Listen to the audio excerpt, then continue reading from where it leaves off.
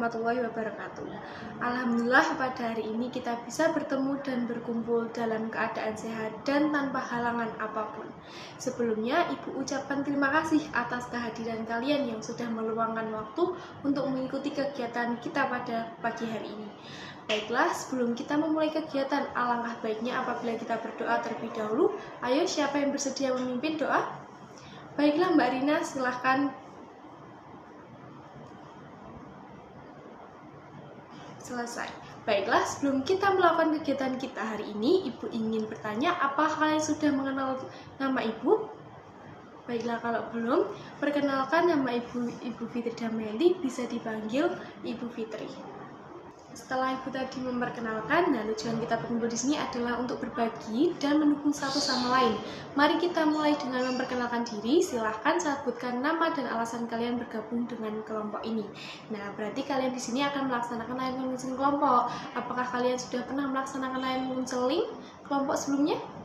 Nah, baiklah, kalau begitu Ibu akan menjelaskan konseling kelompok adalah suatu metode terapi di mana seseorang atau lebih konselor memfasilitasi pertemuan antara sekelompok individu yang menghadapi masalah atau tujuan yang serupa. Dalam sesi ini, para anggota kelompok saling berbagi pengalaman, mendiskusikan perasaan dan pikiran mereka, serta memberikan dukungan emosional satu sama lain. Nah, dan mengeksplorasi masalah-masalah yang mereka hadapi. Nah, keuntungan dari konseling kelompok termasuk dukungan dari sesama anggota, kesempatan untuk belajar dari pengalaman orang lain, dan peningkatan keterampilan sosial. Konseling ini dapat digunakan untuk berbagai isu seperti kecemasan, depresi, dan berbagai masalah emosional atau perilaku lainnya. Nah, di sini konseling itu mempunyai tujuan. Konseling kelompok adalah untuk membantu individu-individu dalam kelompok mengatasi masalah atau tantangan yang mereka hadapi dan memanfaatkan dinamika kelompok dan dukungan sesama anggota. Dalam konteks kelompok, anggota dapat berbagi pengalaman, belajar dari perspektif orang lain, dan memberikan serta menerima dukungan emosional. Selain itu, konseling kelompok bertujuan untuk meningkatkan keterampilan sosial seperti Ibu yang tadi bilang, membangun rasa kebersamaan dan menciptakan lingkungan yang aman untuk eksplorasi diri. Selain itu, konseling kelompok bertujuan untuk meningkatkan keterampilan sosial, membangun rasa kebersamaan, dan menciptakan lingkungan yang aman untuk eksplorasi diri. Melalui interaksi kelompok, anggota dapat mengembangkan strategi yang efektif, meningkatkan rasa percaya diri, menemukan solusi kreatif untuk masalah mereka, sehingga dapat mencapai kesejahteraan emosional dan mental yang lebih baik. Nah, selanjutnya Ibu akan menjelaskan agenda kegiatan, aturan dan asas-asas dalam layanan konseling kelompok yang kita laksanakan. Yang pertama, Ibu akan menjelaskan agenda terlebih dahulu, yaitu ada pertama, satu pembukaan atau perkenalan yang sudah kita laksanakan. Yang kedua, itu penyampaian topik permasalahan. Yang ketiga, sesi diskusi kelompok. Yang keempat, ada refleksi. Yang kelima, ada penutupan.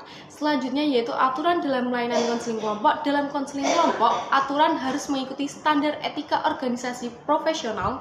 Misalnya anggota sepakat untuk menjaga kerahasiaan satu sama lain, tidak menyerang satu sama lain secara lisan atau secara fisik, dan secara aktif berpartisipasi dalam proses kelompok dan berbicara bergiliran.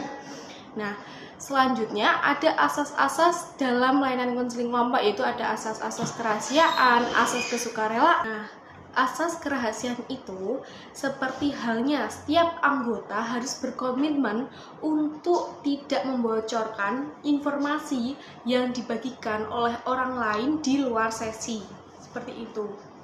Nah, tadi kan ada asas kesukarelaan dan asas keterbukaan. Nah, asas kesukarelaan itu kita setiap anggota itu sukarela membagikan permasalahannya, mengungkapkan permasalahannya kepada setiap, jadi tidak usah malu gitu loh. Jadi kita harus mempunyai sukarela terhadap perasaan atau perasaan yang kita hadapi sekarang. Lalu ada asas keterbukaan. Nah, asas keterbukaan itu kita harus terbuka dalam permasalahan yang kita hadapi, perasaan yang kita hadapi sekarang, seperti itu. Nah, tadi kan asas kesukarelawan itu tanpa adanya paksaan ya, seperti itu. Berikan suasana nih, Ibu akan memberikan kegiatan ice breaking. Nah, kegiatan ice breaking kita hari ini disebut 2 kebenaran dan 1 kebohongan. Caranya, setiap orang akan menyebutkan 3 pernyataan tentang diri mereka. 2 diantaranya benar dan 1 kebohongan. Yang lain akan mencoba menebak mana yang kebohongan. Nah, Ibu akan mulai sebagai contohnya. Apakah udah paham? Baik. Oke, berikut pernyataan Ibu. 1. Ibu pernah mendaki Gunung Everest. Yang kedua, Ibu suka membaca novel detektif. Yang ketiga, Ibu bisa bermain piano. Nah, sekarang siapa yang bisa menebak mana yang kebohongan? Oke, Mbak Rina? Ya. Oke. Nah, gimana, Budi? Ya. Sari? Oke, nah yang benar adalah saya tidak pernah mendaki Gunung Everest. Jadi jadi Rina dan Budi benar ya. Sekarang Rina, giliran kamu. Apakah kalian sudah siap melanjutkan sesi konseling ini? Baik, bagaimana nih perasaan kalian setelah menceritakan yang kalian alami? Boleh Mbak Rina? Apa yang membuat Budi seperti itu? Nah, setelah itu yang biasa dilakukan kalian ketika menghadapi nih situasi yang kalian alami sekarang seperti yang tadi gitu. Bisakah Mbak Rina memberikan contoh yang konkret? Baik, jika sudah, yang ingin dicapai dalam sesi konseling ini setelah melaksanakannya seperti apa? Mungkin dalam beberapa bulan ke depan nih. Gimana Mbak Sari? Oke, baik, yang bisa kalian ambil dalam sesi konseling ini apa saja? Coba kita bahas bareng-bareng ya. Baik, kita sudah mendekati akhir sesi kita hari ini. Nah, sebelum kita akhiri, mari kita ringkas beberapa poin utama yang telah kita bahas.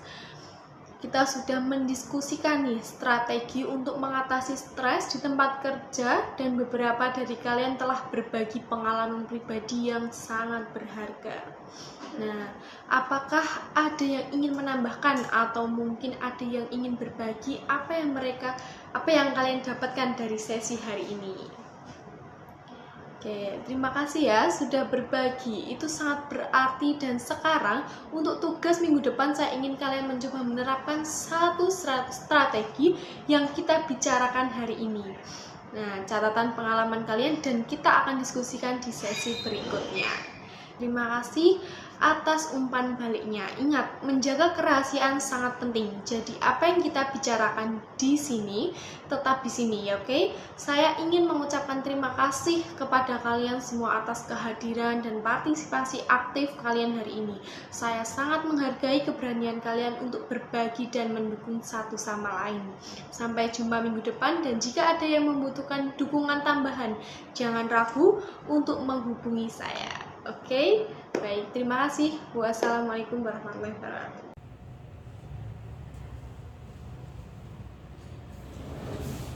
Terima kasih Mas, Mbak. Sampai jumpa, bertemu kembali.